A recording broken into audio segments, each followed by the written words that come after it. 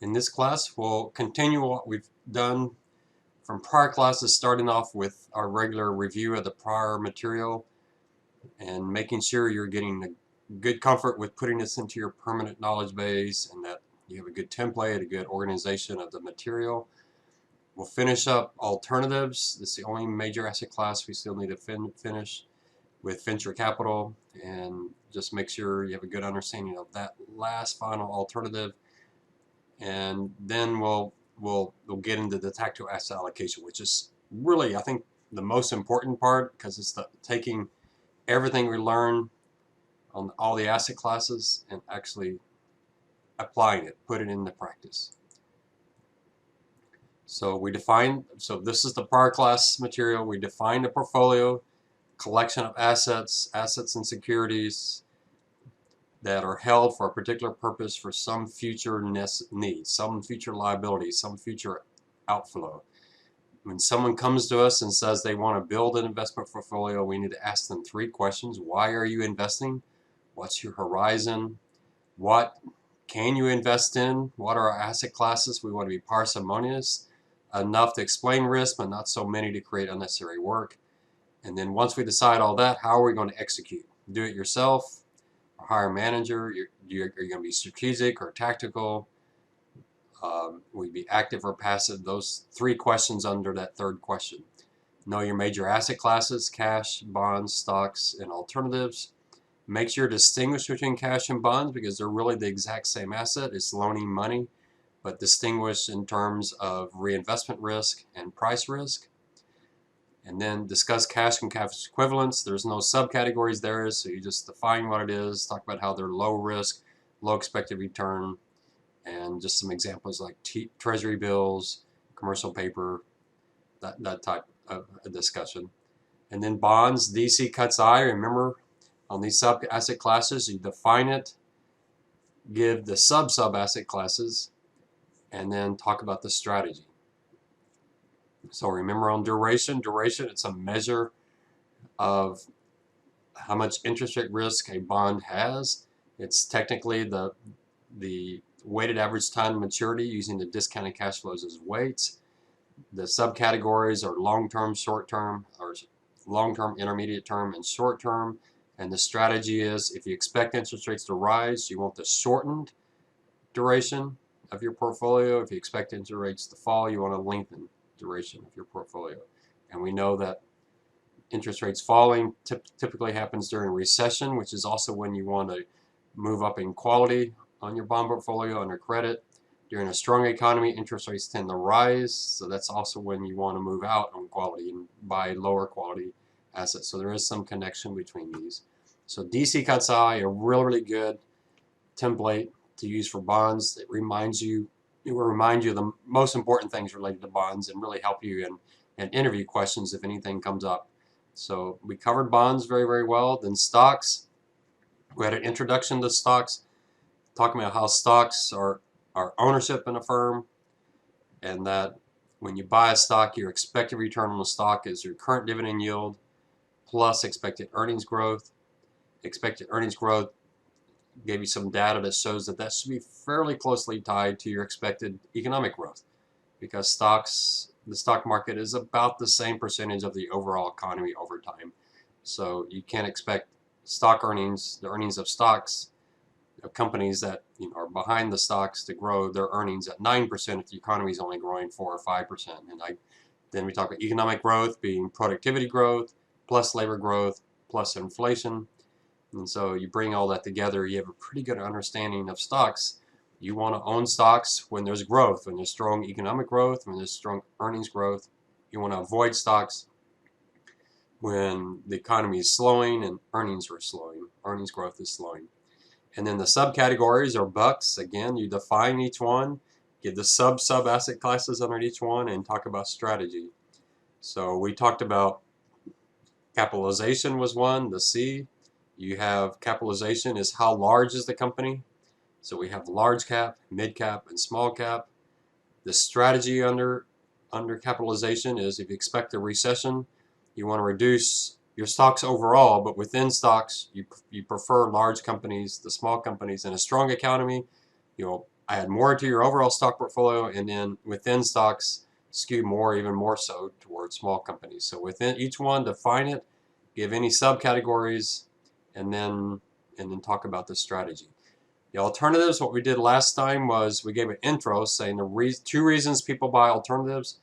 Main reason is diversification, and then with real assets, also some protection from inflation. And then we talked about real assets, where we got into real estate, timber, commodities, and we talked about some other real assets like fine art, infrastructure, those kind of things. So that's as far as we've gotten. Your answer should be pretty well fleshed out. What I just gave as an answer is not a very strong answer because it's very, very high level, but at least gives you the pieces that you can then hang a lot more detail, a lot more discussion on. So let's finish up our last category, alternatives, and the very last part of alternatives is venture capital. So venture capital, also private equity is part of this. Venture capital, you see the word venture. So venture capital, we're talking about brand new firms. Firms that are just underway, not very many years old. They may need some kind of seed capital or early capital to help them get started and to grow. Private equity is not always young companies. Dell Computer, Burger King, those are companies that went private. They were public companies that went private, even though they were not startup ventures. They were very mature companies.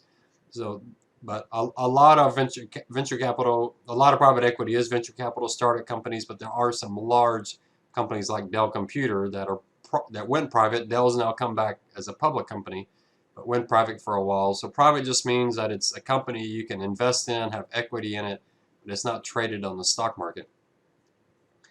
The way this works is it gives you the opportunity, especially with venture capital, to buy into small companies without having to get all the volatility of the stock market.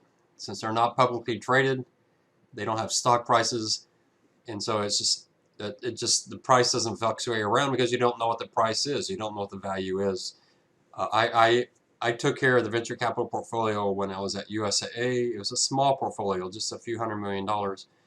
Really is nothing that UTSA seriously got into, and it was about I don't know, 10 or 11 partnerships, and then each partnership would own 15 to 20 companies. And so my job was to keep track of the valuation. With the valuation, all I got was once a quarter, each one of the partnerships that own the companies, the underlying venture companies, they would send me a report once a quarter telling me what they thought these different companies might be worth. And it was an estimate. It's not that unlike what we saw with real estate with the appraisal smoothing. You know, that's all I got. And I only got information once a quarter. And it was a valuation by someone who probably had some biases, that they actually wanted that valuation to be higher. So it wasn't particularly trustworthy. And, you know, so that was our portfolio. And then my requirement was, if one of our stocks went public, you talk about the initial public offering, we had several of the stocks in our venture capital portfolio that would go public. Some of them well-known companies today, like Medtronic and Charles River, they go public. It's my responsibility to sell those stocks. And I did quite a bit of analysis. I don't remember how I came up with the analysis, but that it's best to sell them about 2 weeks after they go public. And I did a lot of analysis and somehow figured that out. I don't know if that would still be true today. But it was pretty cool. Some of the first trading of stocks that I did, just because it was early in my career. It was interesting.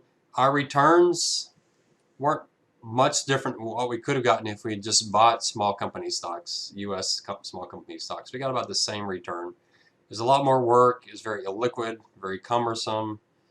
And so finally, I remember the CEO of our investment company, he finally said, if we're going to do venture capital, I want to put all the money in one company that we think is going to do well. I'm not going to spread it around all these, you know, over 50, 60, 70 companies where half of them are going insolvent and a few of them will work out. He said, you know, if we're going to do venture capital, let's concentrate. I know since I've retired from UTSA, I know they've tried to build a department to do more investing in these startup companies. I'm not sure how far that got or how much they got into that. There are some firms that do quite a bit of this, and that's certainly a big part of their business. It's hard to get these jobs out of UTSA because venture capital firms, they tend to hire at certain select schools, whether it's UT Austin or up in Boston, MIT and Harvard, and so a lot of venture capital, they're next to or close to some well-known schools. So in Austin has a lot of venture capital, and they hire a lot of students from UT Austin. So they tend to not want to waste a lot of time searching for students, so they tend to go to a few premier universities. We do have a few alums that I know of that are in the venture capital world. I can think of 3 or 4 that are in that world, and they're doing well. And so there's no reason why UTSA students can't do well there. It's just hard to get your initial job in venture capital. These firms don't hire a lot of students, and when they do, they tend to concentrate it in just a few universities. Something important part of venture capital is what's called a J curve. These investments are usually set up to go for about 10 years. So what you do, there's a general partner, and you as the investor, you become a minority interest, a limited partner, and you invest. You give them maybe $100 million, but you don't actually give them the 100 million. You promise to invest 100 million, and then they'll do these capital calls. Let's say send us 25 million, send us 10 million, send us 30 million. And so we would fund it, we'd send them the money. So it was negative cash flow up front, and then they would get fully invested, and some of those investments would go under and fail, and some would do really well, but we really wouldn't know much for 5 or so years. So it's really a negative cash flow and just flat. And then suddenly after 5 years, you start having the IPOs, and then suddenly you have these huge positive cash flows. So they call that the J curve. It's just the nature of getting these firms up and running. It's going to be a while. Many of them will have no earnings whatsoever. They'll have large losses for the first several years of their existence, and then suddenly they'll take off and do much better. So it was an interesting. I'm glad I got to do it because it was a good experience. But is it a good investment? It's tough. As a small investor, it's really tough because usually this type of venture capital requires really, really large cash outlays, 10, 20, 50, $100 million. I do know there's been some attempt with exchange traded funds and some publicly traded funds to try to create a publicly traded venture capital portfolio. And that's going to have the same problem we saw with real estate. Once you make venture capital instead of this illiquid, non-traded asset, and you start having it trade every day, it's going to become just as volatile as any other small companies, and it probably won't look that much different than a small company. Now, what else could be alternatives? And this is where I talked about infrastructure before. There are other plays. I do not consider hedge funds to be an alternative asset class. I consider hedge funds a way to get alpha, which is a way to beat markets. So you hire hedge funds to try to, you're going to invest in the stock market using index funds. So if the market's up 8%, you make 8%. And then you hire a hedge fund to see if you can't add a little bit to that 8%. So I think I mentioned this earlier, but here's something you could definitely look up on the internet. It's called alpha beta separation. It's a hedge fund strategy. I used it at UTSA. I thought it was really effective. We used it in our in our pension plan. I thought it was a very effective approach to investing. It made some theoretically good sense and statistically good sense of separating the beta, which is buying index funds, from the alpha, which is investing in the hedge fund. And essentially the argument is, why does the alpha have to be tied to the beta? So let's say you want to invest in invest in large company stocks, but you also want to try to beat the market. Well, you could buy an active manager of large cap stocks, and then all of your alpha is going to come from large cap stocks. But if you don't think the manager is that good at beating the market, then why don't you buy the index of large cap, and you hire a hedge fund manager that can go anywhere in the world. They don't have to just buy large company stocks. They can go anywhere in the world and try to add alpha that way. So I like that argument. It makes a lot of sense. So it's called alpha beta separation, and you would see several articles on it. What about derivatives? I don't consider derivatives or hedge funds to be alternative asset classes. They're rather they're another way of getting into those other asset classes. We'll talk about options and futures later in the class, but really, if you're doing options and futures, you could buy stocks, but instead of buying stocks, you do futures because it's more efficient, it's quicker, it's more liquid, but you're still ending up with a stock allocation. Currencies can be an asset class. We talked about that in specific when we were talking about bonds and non-U.S. bonds and even non-U.S. stocks. I think that part of the class I mentioned, you could look up, do a Google search on currency overlay portfolios and see how there are managers out there that their entire job is to try to buy and sell currencies in a way that they can add a low return. So currencies could be an asset class. But hedge funds, I would suggest, go out there and do a Google of the most popular hedge fund strategies or the most common hedge fund strategies. I've given you three right here, three of my most favorite. And there's a few others I really like, but these are a few that you could certainly look into. The hedge funds, essentially what they're doing, most hedge funds, they use a lot of derivatives. They tend to short things. So what that means by long short is they might buy U.S. small cap stocks and short Japanese large company stocks. They might buy German bonds and short Canadian bonds. And so it's all, that's what we say, it's all alpha. Their whole goal is they're not investing in the bond market because they want to be in bonds. They're going long on one bond market and short on another bond market and hoping that their models are correct, that they're buying the one that's underpriced and selling one that's overpriced. So it tends to be just pure skill. It's the most basic skill play that you can have, where they really think they understand. And so long short equity, what that means is they'll buy some stocks, they'll short some stocks, and you're essentially getting a stock allocation. You're essentially exposed to the stock market, but you have some stocks that are short that's going to reduce your risk. So if the entire stock market falls 30%, you won't lose 30%, because while your long positions might fall 30%, your short positions, if they fall 30%, you actually make money on that. When you short a security, we'll talk about this later when we talk about execution, but when you short a security, you want the price to fall. That's when you make money. So long short actually takes some of the risk away from your portfolio. And then if you go extreme on that, you do market neutral. Well, with market neutral, you're long on some stocks, short on some stocks, but you're doing it in a way that they exactly offset each other. And so you essentially have no exposure to the market at all. If the market's up 30%, you might be up 2% or 3%. If your market's down 30%, you might be up 2 or 3%. So you're essentially neutral to the market. And these are trades that they're just trying to out pure alpha. So you might say, well, why would I want something that's up 2% when the market's up 30%? Well, if you have the underlying index fund, you have the S&P 500 underlying, and it's up 30%, and then you put this on top of it and it's up 2%, then you're up making 32%, so you beat the market by 2%.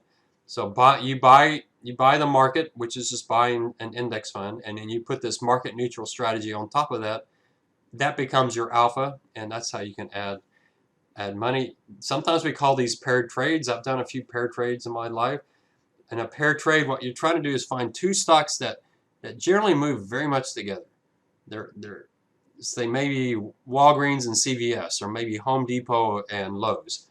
And they normally move together, and then suddenly one day they separate. One goes up and one goes down.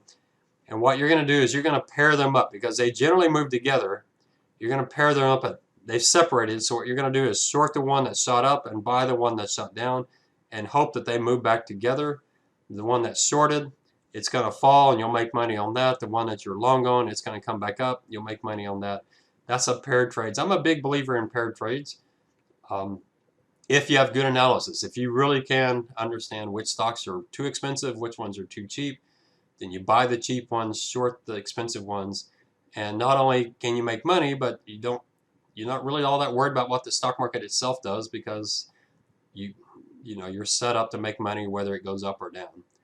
Global macro was my favorite strategy at USAA. This is a strategy where you're going anywhere in the world, buying stocks of one country and shorting them of another country, buying bonds and shorting them of another country, buying commodities, shorting commodities, currencies, anything in the world that you want to invest. It can include market neutral, everything, include just about anything, but anywhere in the world where you see one thing looks expensive and something else looks cheap, you buy the cheap one and you sell the expensive one, and it's just global. And it's called macro because it tends to be focused somewhat on economic events. What are valuations? What are your economies doing? What are central banks doing? That type of thing. And there's several others. I like managed futures as well. Managed futures, I like them a lot with global macro because the two of them tend not to move much together.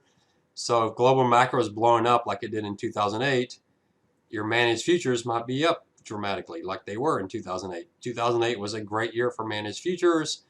2008 was a terrible year for global macros. So you can combine two things together that over long term should do well, but in any given year they can be up or down. And so in a bad year for one, you're offset with a good year in another. But there's many more. There's convertible ARB, there's M&A ARB, there's there's several hedge fund strategies. Just Google it, Wikipedia or any site. There's plenty of places that will tell you what are those basic strategies for hedge funds, and you should probably know 5 or 6 of them and just know them well enough so you can intelligently talk about them if that comes up in an interview.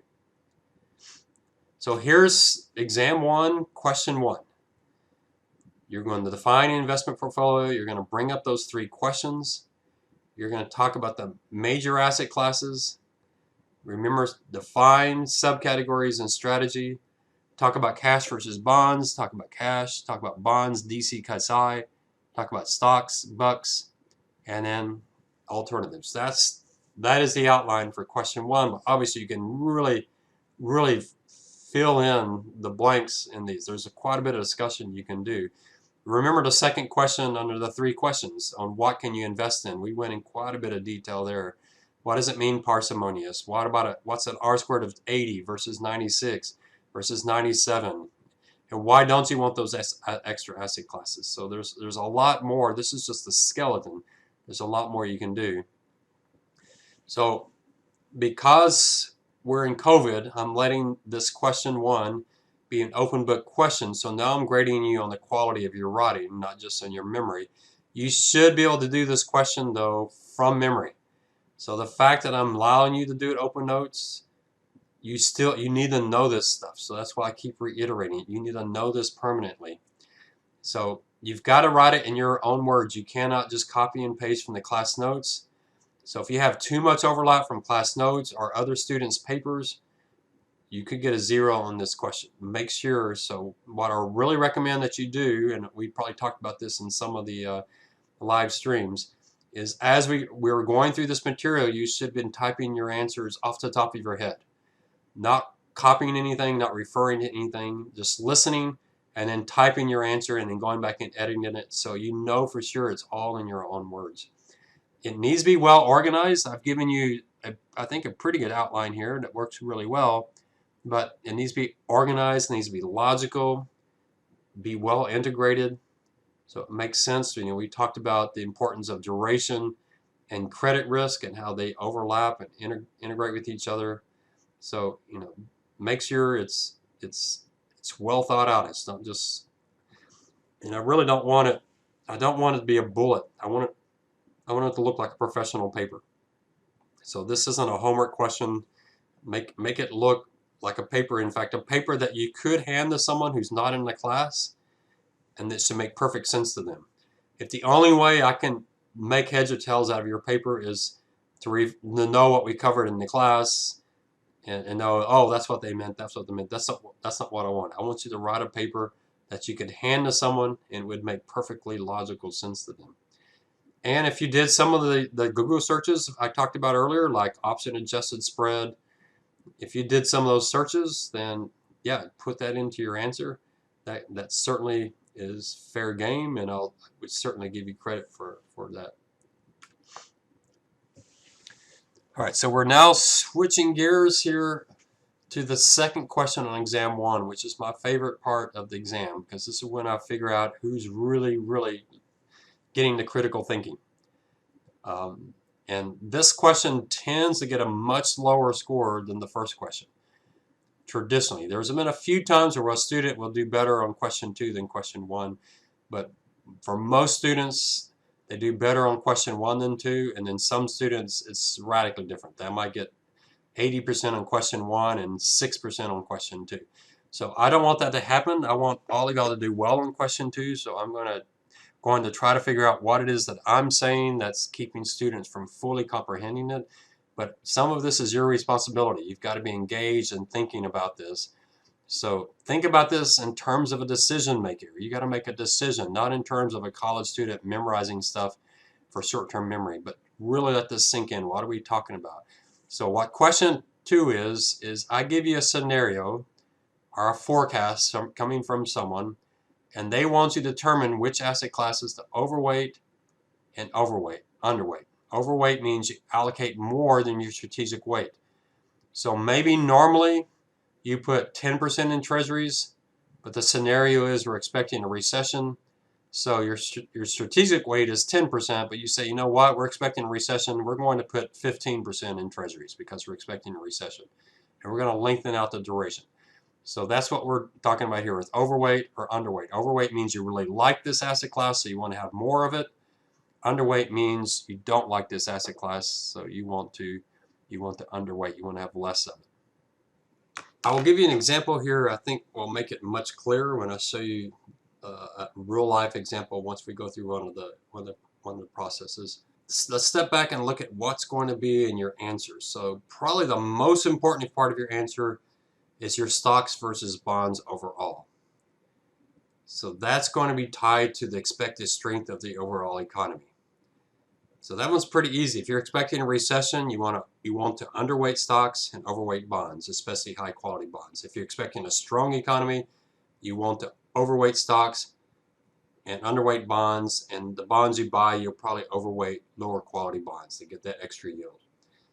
The second question is within bonds. So in duration, there you're looking at the expected direction of interest rates. Rates are rising, you want to shorten duration. Rates are falling, you want to lengthen duration.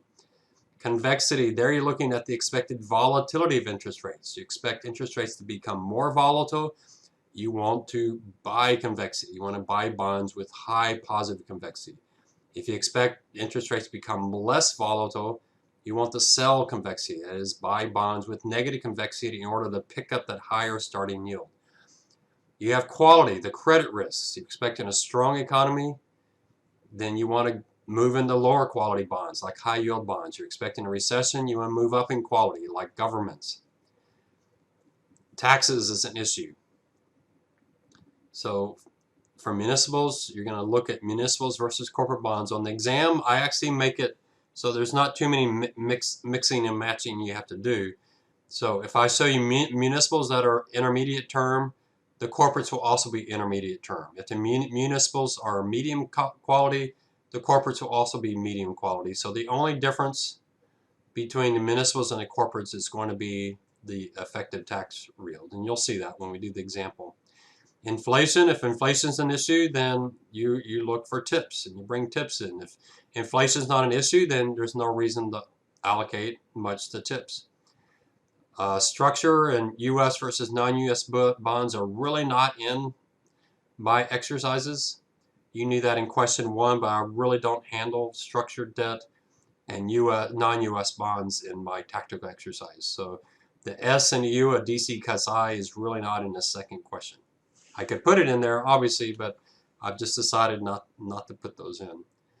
On stocks, we have all three of them, BUCS, B-U-C-S.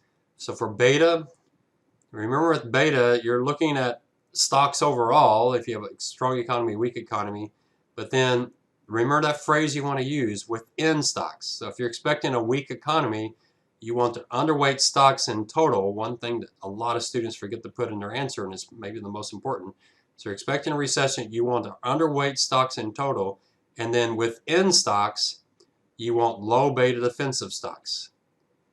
Capitalization. If you're expecting a weak economy, you want to underweight stocks, and within stocks, you want to underweight small cap and overweight large capitalization stocks. Then you have style, the expected strength of the economy. Remember, growth companies are higher quality, and they tend to do better with low interest rates. And so if you expect a weak economy, you want to be in growth stocks because they're stronger companies and they tend to do better in low interest rates. In a strong economy, you prefer value companies.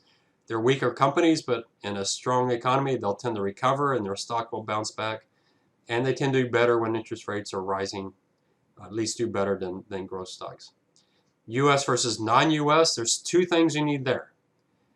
You need to talk about the countries, how the countries are doing, whether it's developed markets or emerging markets, how their economies are doing versus the U.S., and then you also want to look at their currencies. So you have two things there to look at. So, and then with alternatives, you're looking in the tactical allocation. Are there any concerns with inflation? If there's inflation, then commodities could do well, gold could do well, real estate could do well if there's inflation. Timber could do well, you know, all the real assets do well when it's inflation, gold especially, but others do as well. Is there any concerns with diversification? Is the boss saying, you know, we're very uncertain right now. We really want to be hyper diversified. We really want a lot of different asset classes in this environment. Well, then alternatives would be a good thing to invest. And then I might actually say something in the question that specifically relates to a particular asset class. I might say, the boss might say, you know what, I really think commodities are very expensive right now. Well, if that's the case, if your boss believes commodities are particularly expensive, then you'd want to underweight commodities if they're overpriced. So if the boss says something specific about an asset class, then put that into your consideration of your answer. All right, so specific to your asset classes, and you're going to see this. I'm going to show you how there's usually 17, 18, or 19 things every time, and a good chunk of them are the same ones every time.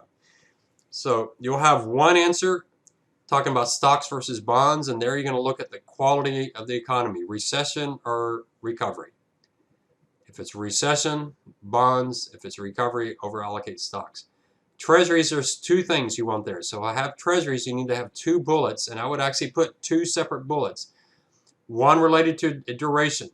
So let's say the treasuries are long duration treasuries and you're expecting a recession. Then you say, I want to overweight treasuries. First of all, I want to overweight them because we're expecting interest rates to fall and they're long duration. Secondly, I want to overweight treasuries because we're expecting a recession and we want the quality of treasuries. So if the treasuries are long term, then you talk about the duration and its impact.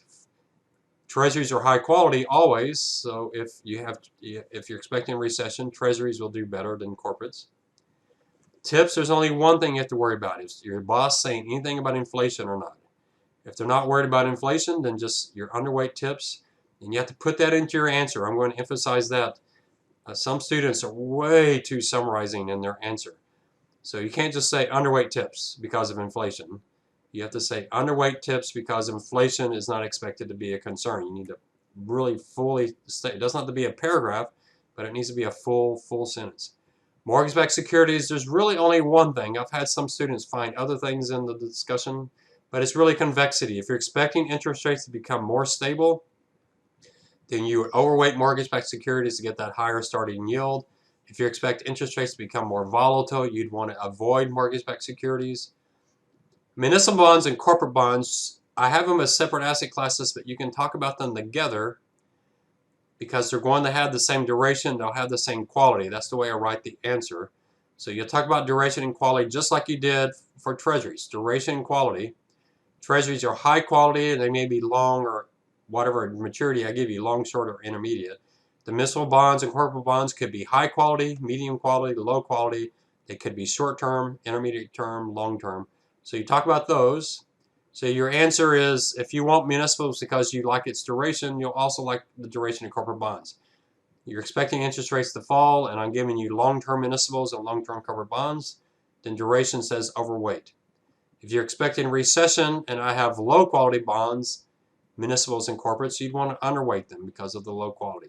And then the only place where you distinguish between municipal and corporate bonds is on taxes, and that's the only math on the entire exam one is on the tax side.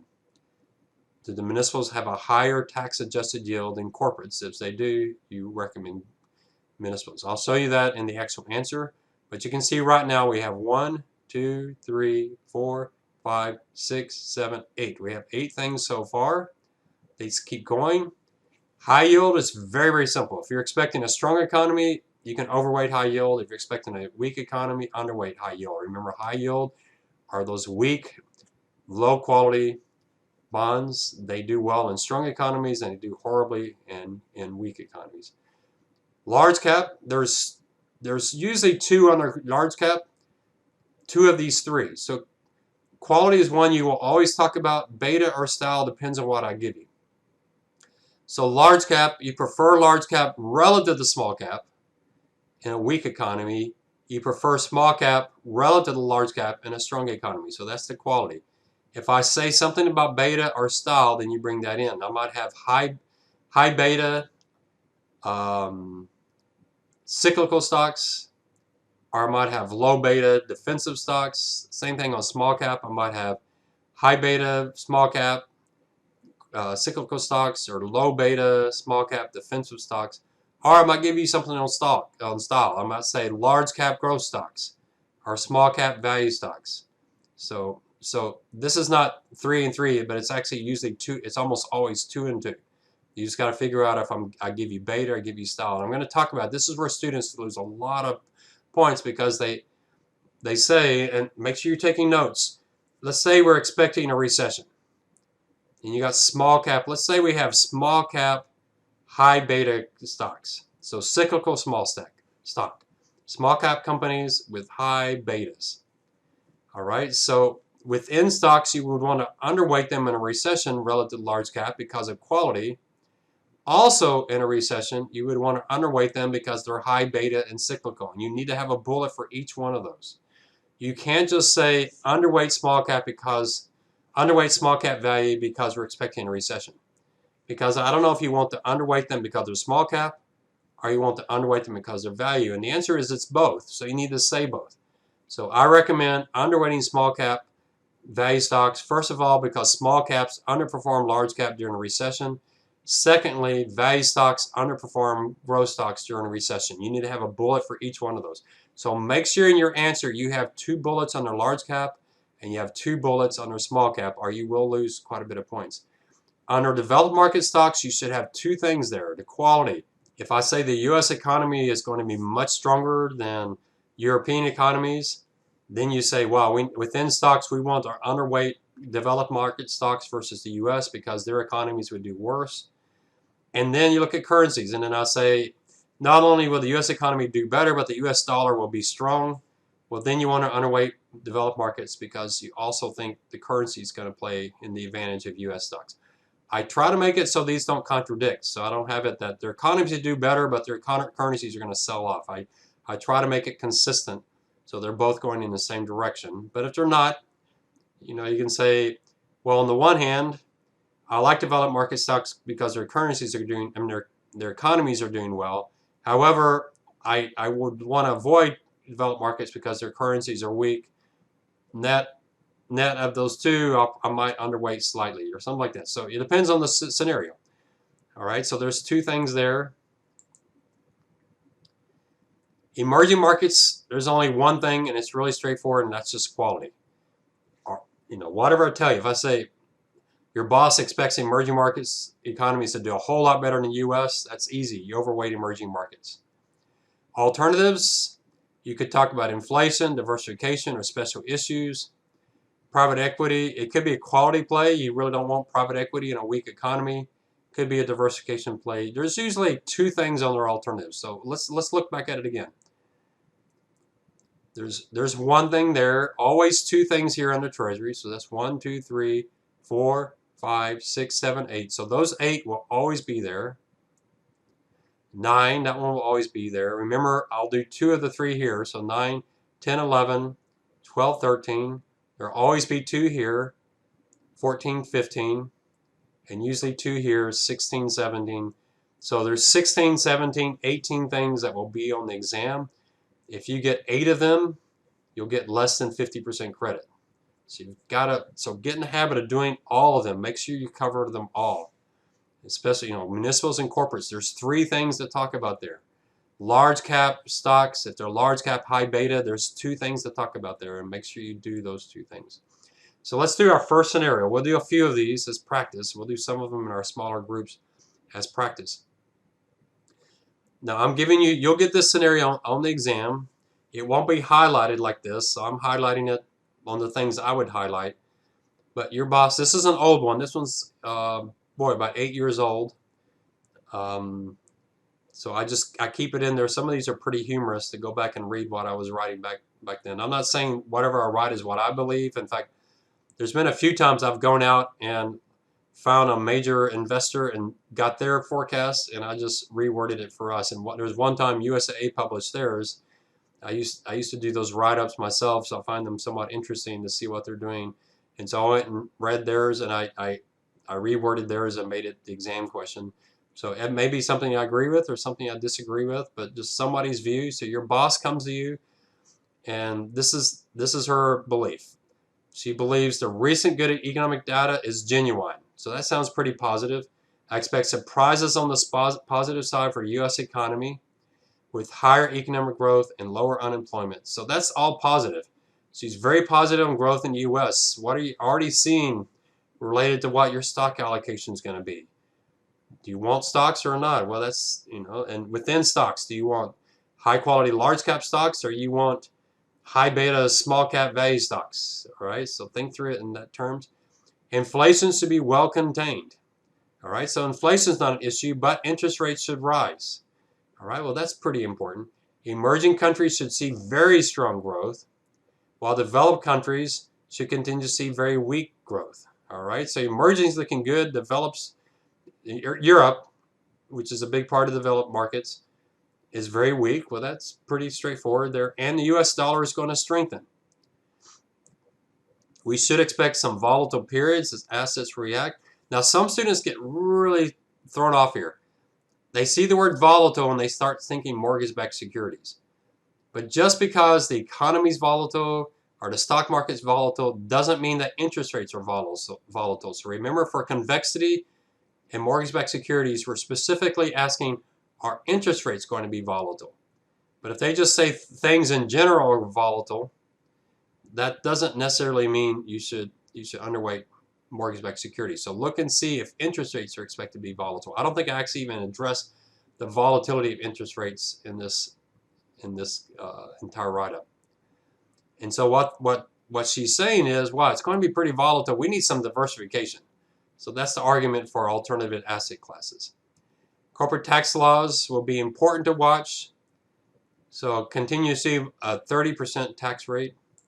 So we can see here, we can move down on quality. We can buy stocks, we can buy high yield bonds. I'm taking notes on the side here just to see shortened duration because interest rates are rising. We prefer the U.S. and emerging over developed. Why? For 2 reasons: weaker economies in developed markets, stronger economies in the U.S. and emerging, and a strong U.S. dollar. Now, on emerging market stocks, a lot of emerging countries have their currencies pegged to the dollar, so it's not as obvious a relationship as it is with developed markets. The U.S. dollar strengthens, developed markets will see some currency losses. So I'm letting you just ignore currencies when it gets to emerging countries. All you have to worry about with emerging market stocks is whether or not they have strong economic growth or not. I do have some students that will say, well, I'm worried about emerging because U.S. dollar is strong. That's not always the case. It's a little more complicated than that. So just ignore currencies on emerging markets. Now, in real life, it is important, and you should think about it. But for our exams, I'm keeping that pretty straightforward. And here's what they've given you. Obviously, these are your asset classes. I've got it already color-coded. So imagine this, but without the color coding. So you'll get the dots, what the dots are, and then the open dots, the colored-in dots is what you get on the exam without the color coding. And then the open dots is what you need to write. So remember I said there was usually 16 things. There's not as many on this. Here we got 1, 2, 3, 4, 5, 6, 7, 8, 9, 10, 11, 12, 13, 14, 15. There's only 15 here, but I don't have any mortgage-backed securities in here. I don't even have high yield, so there's a couple of things missing. But remember on the treasuries, there's two things. So we have U.S. long treasuries in a strong economy. Rates are rising, strong economy. I want a shortened duration. We don't need high quality in a strong economy. I probably should have written this better. Rates rising, shortened duration, strong economy, no need for quality. So I probably should have written that better. We'll get better practice in this. Medium quality short-term municipals and medium quality short-term corporates. The current yield is 2.6. So remember, you take 0.026 and divide by 1 minus 0.3. Remember, the 0.3 is the marginal tax rate. So that gives you 3.71. 3.71 is higher than the 2.9% for corporates. So between corporates and municipals, we want to overweight them. You need more words in here. I've got this to summarize. So when we practice, I'm going to give you exactly what words you want to do to make sure you have it fully covered. The median quality is good. We don't need high quality. So we have a strong economy. And short term is good because interest rates are rising. As far as corporate bonds, they're median quality and short term. You've already covered that up here. So you just have a preference on municipals because they have a higher tax effective yield. So you've covered that there.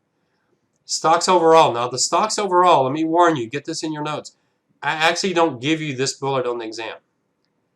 I don't ask about stocks. You just have to know to add that comment. So stocks overall, you would want to overweight. That's what the green means because of the strong economy.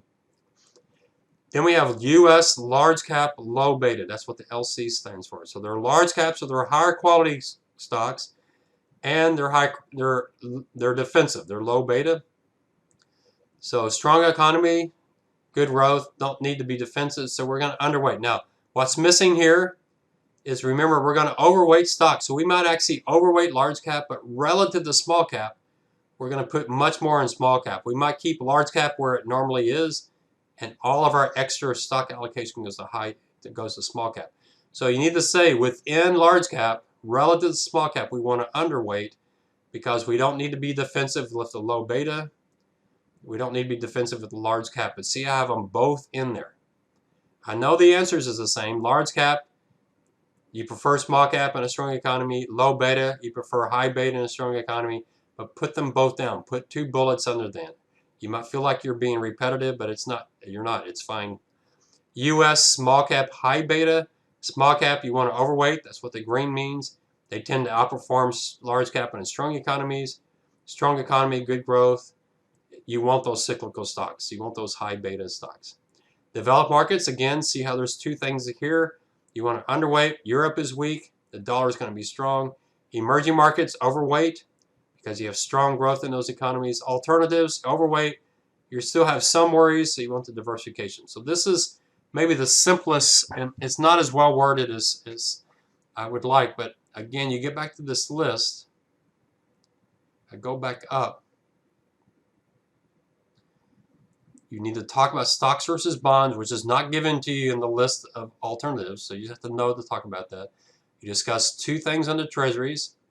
Talk about the duration and whether or not interest rates are rising or falling.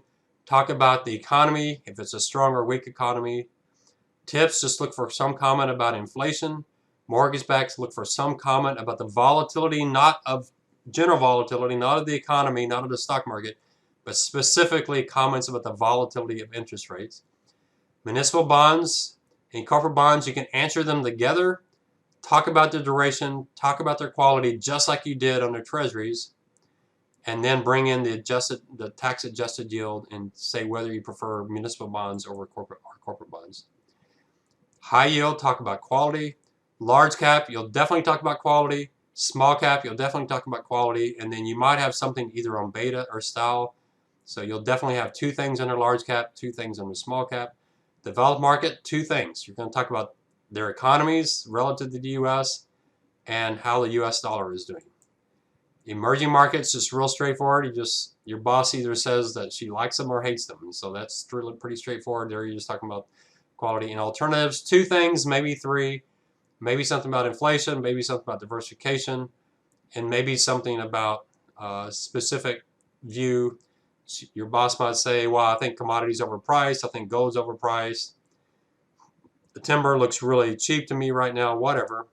Private equity, we tend to avoid private equity just like we avoid small cap stocks in a weak economy, so there can be something there. But so that's where you get that 16, 17, 18 things that you want to make sure you have a bullet for on your exam. And this exam question is very time sensitive, so you will not have time to go back and look up in your notes. I'm not giving you that kind of time. So you have to know this off the top of your head. And you can look at your notes, but you're not going to have enough time to look at your notes. And if you have to look at your notes to answer it, you probably will not finish and you will not get a very good grade. So just know this stuff. Now, one thing I'll just tell you right now, and if you're thinking through this, this is the critical thinking part. Some of you have probably figured out that everything I need to answer question 2, I learned when I was doing question 1. So the question number 2, everything you did in question 1, that whole template we did, with what's a portfolio, what are the 3 questions, what are the major asset classes, part of that discussion was these tactical allocation moves. So there's no new information you need to answer this tactical allocation question that you didn't need to answer question 1. So there's a lot of overlap. So there was our first kind of exposure to this question, and we'll work other ones to get some more practice on it. So here's the second one we'll do, but before we do this one, I want to show you something, how this really works in practice, because I think it might actually give you a better understanding of what it is we're doing here. So let me show you in Excel something very similar to what I did in my job at UTSA. Look at this. We got bonds. Now, this is kind of strange. Most people wouldn't just have long-term treasuries. If they have treasuries, maybe they break it out. I just kept it. I kept it exactly like what I gave in the question. So long-term treasuries, high quality, short-term, although these are high quality, so I think these are slightly different. Mortgage. So this is a slightly different question. I can't remember which question I did this for. It's not the one we just did. So here's your total bonds. So this this portfolio has 40% in bonds. Stocks, we have large cap, low beta. That's kind of strange. Small cap was just small cap. I didn't say whether it's high beta or low beta, but small cap. Developed market, emergings. There's my total stocks. We have 50% in stocks. In alternatives, we have real assets, which could be timber, real estate. We have private equity, so our alternatives is 10%. So 40 plus 50 plus 10 gives me 100%. That's my policy. Another word for policy is the strategic. Remember earlier I said some people refer to the strategic allocation as the policy portfolio. It's what the investment policy says is our normal allocation. So here's tactical. This one looks like we've got a weak economy and interest rates are going to be very stable, and maybe they're going to be flat, maybe they're not going to fall much. I don't know. I can't remember the exact scenario I gave here. But we decided to underweight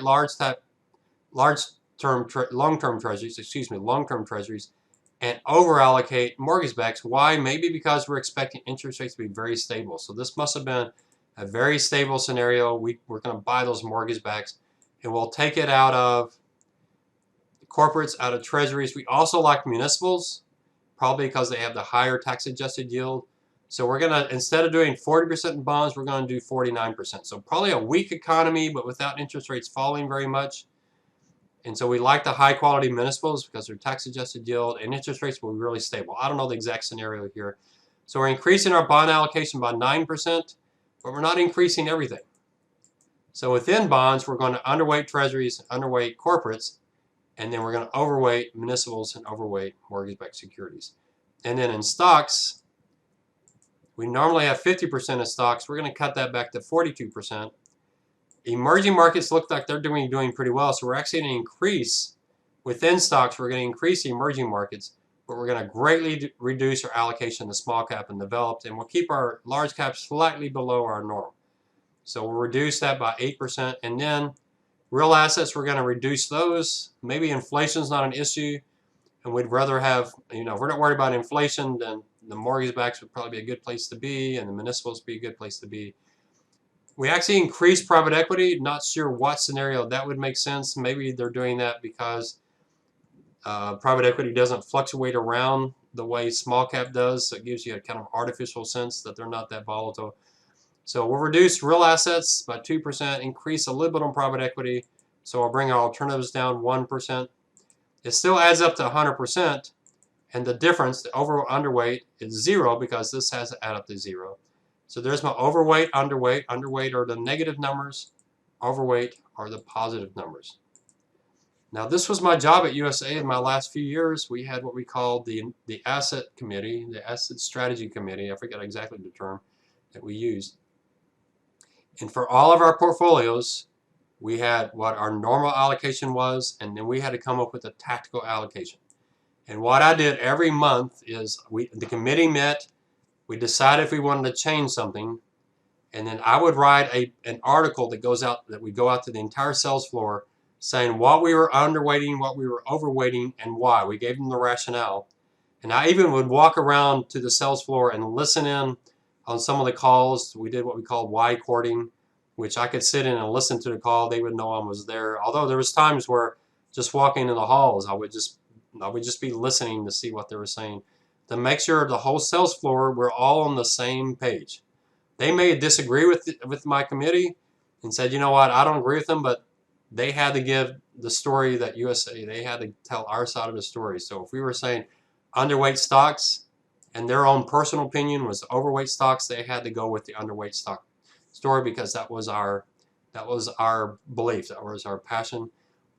Once a year we did a major write-up. I don't know if they do that anymore since they got sold to Victory Capital. But once a year, early in the year, we would give, maybe December, January, I can't remember, we would give our outlook for the next year and what we were expecting. That's one of the ones that I stole for one of our exam questions, just to give somebody else perspective. And so I would meet, I would get all the ideas, I would draft it. Cliff, I was over equities, Cliff was over fixed income. So I would write it, draft it, and send it to Cliff, and we never agreed on the wording. We'd go back and forth. He was real picky on certain things. I was real picky on certain things. We'd compromise on some things. There's some things he was adamant he didn't want in there. There was things I was adamant about. And the two of us would finally decide what we wanted, get our final draft. We'd send that out to the rest of the committee for any final changes or edits. And once we got all that together, we essentially would send this entire thing out to the entire sales floor that we're selling USA's products, telling our customers what we believed about markets, and we would send them our overweights or underweights with our explanation on why. You as a personal investor should probably have something similar like this in your mindset, because this could be a question. A good question people ask is, where would you put your money right now? And you have to think about that. That's why you should be listening to these podcasts and reading blogs and going to these YouTube channels like that, In Pursuit of the Perfect Portfolio. Cliff Asness, A-S-N-E-S-S, is a great one to listen to on these type of things. There's several places out there that you can go and see what people's views is. I gave you the GMO.com. GMO.com. Once you register their website, they have a place where they have their 7-year outlook, where they go through all the asset classes and they tell you which ones they think you should overweight and which ones are underweight. And that particular 7-year outlook has been, the last time I looked, I haven't looked at it in a while, in a few years, but the last time I looked at it, it was extremely highly predictive. If they thought emerging market stocks were going to do better than everything else, their actual expected return may be off. They might say we expect emerging markets to make 16% and U.S. stocks to make 4%. That 16% may be off. It might be 22% or 10%, but the relative, how much better emerging will do versus U.S. stocks, they were amazingly consistent on that. So there's plenty of places. I can't even, there's so many hundreds of places. Fisher's Investing, there's plenty of places you can go to get an outlook on markets and read those. You might have to, this time in your career, going into interviews, you might just have to read someone you really like and appreciate, and you might just have to steal their ideas and make them your own, use their rationale. It might be better to acknowledge that, I was reading Cliff Asness and he was saying this and this about small cap value. that makes a lot of sense to me. So I really think that's the place to be, just in case the person you're talking to has read that same article. But as a finance person, this is the kind of thing you should always have in your mind. Now, if you ask me what I think the overweight and underweight right now, we might talk about it in our live sessions. It's kind of, I'm really struggling right now with saying what I believe, just because I think everything looks expensive right now.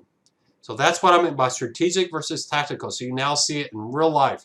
What someone would actually do in a real life job. This is what we're talking about.